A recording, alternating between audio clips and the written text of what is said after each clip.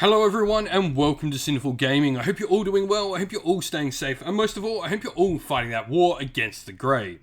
Today's video we're going to talk getting started with Warhammer 40k, and today we're going to take a look at the Leagues of Votann, and in particular the Trans-Hyperian Alliance sub-faction of the army. You can find the rules for this sub-faction inside Codex Leagues of Votann, which will be released very soon.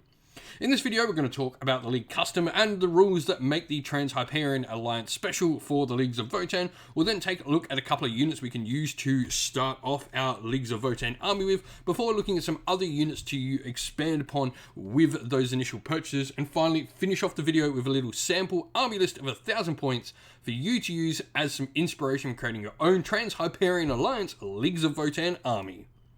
And so, with this League of Votann subfaction, we get the League Custom Honor the Ancestors. This allows us each time a model with this custom makes an attack, if that model's unit is below its starting strength, you add 1 to the attack's hit roll. So pretty nice, easy way to get +1 to hit.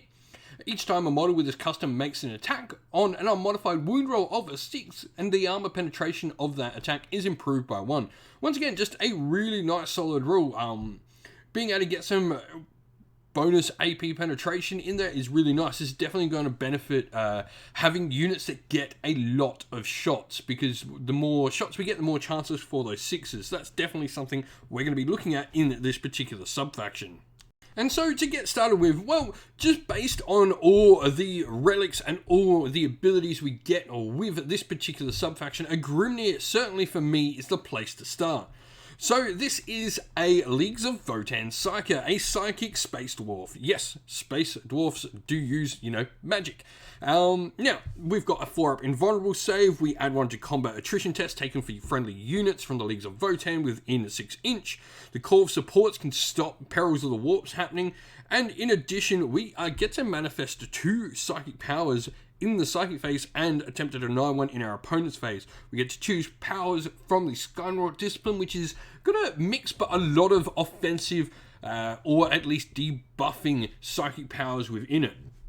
Now, we can then take some Hearthkin Warriors, the only troops choice we have available to us at the moment for the Leagues of Votann. They can be really solid though as a troops choice. You can make them into anti-armor, anti-infantry, anti-heavy infantry. They can fulfill so many different roles. They've got the option of 2 different main guns for the unit. Even the Autok pattern bolters, which are 24-inch Hunter 2, Strength 4, -1 AP, Damage 1 weapons, or they can go for Ion Blasters, 18-inch Hunter 1, Strength 5, AP -2, Damage 2. For me, I actually do like getting the more shots with the weapons, and I think the Autok pattern bolters in this particular subfaction are worth a good look in. You can choose to take some other nice special and heavy weapons with them, such as the Hylas Auto Rifle with Hunter 3, Strength 6, -2 AP, Damage 1, but you can't really go past a Magma Rail Rifle regardless, even though it's only Hunter 1, that's Strength 9, AP -4, Damage D3 +3 with the Magna Rail ability, which allows it to explode damage beyond its initial target. Looking at some places to go next, and I actually really do like Hearthkin Pioneers in this subfaction. First of all, each one of them is equipped with a bolt revolver and a bolt shotgun. The shotgun is an assault 2 weapon, something that isn't very common assault weapons in the Leagues of Votann. Strength 5, AP -1, Damage 1, and then you've also got the Magna Coil autocannons on them as well. They're Hunter 3, Strength 7, AP -1, Damage 2. And then you've also got some concussion grenades on them as well, so a ton of different shooting weapons. Now, you can choose to make 1 model for every 3, have 1 of the heavy weapons available, and I really like the Hylas Rotary Cannon, Hunter 9, Strength 6, AP -2, Damage 1, packing out a ton of hits. You can choose to give them upgrades as well. For every model that doesn't have a heavy weapon, you can choose to put in either rollbar searchlights, which stop your enemies getting in dense cover, multi-wave comms array, which allow you to receive your Carl's ability up to 24-inch away, or the panspectral scanners, which stop enemies receiving light cover. I really like the combination of the rollbar searchlight and the panspectral scanner to not allow any abilities for cover to be used against them. Now, another good shooting unit to take is the Brokir Thunderkin. They're a heavy support slot for the army, and they pack out a ton of firepower. You can have the conversion beamers, which are only Hunter 1, so not the most use of our league's particular custom abilities. Bolt cannons with Hunter 3, strength 6, AP minus 2, damage 2 are nice, but the Hunter D6 on the Graviton blast cannons is a favourite for me. Strength 5, minus 3 AP, damage 2, and if they're ever targeting a unit with a save characteristic of 3+ or better, they actually become damage 3. They also don't allow dense cover against any of their attacks at any point in time. Now we do need a little bit of combat potential, so something like some Ironheart Hearthguard is certainly a good solid thing. They pack out a decent amount of shooting, and that for me is what puts them atop of Chthonian Berserks in this particular sub-faction. Chthonian Berserks are pretty solid, but the Ironheart Hearthguard do get some really nice shooting power. The Edakan Plasma guns for me are really solid with their ability to be minus 4 AP, damage 2, strength 8. Volkite Disintegrators definitely do get that extra AP, but I don't think you're really needing AP if you're going for that. You're already getting the mortal wounds out of there, which is what you're really aiming for with them anyway. Lastly, a Carl is certainly a decent option. Like I said, a lot of the units we've already talked about, like the Hernkin Pioneers and the Hearthguard before the basic troops for the army, can receive the Carls, reroll once to hit or within 24 inch, so long as they have that nice upgrade for them, which is going to allow them to receive it, called the Multi-Wave Comms Array.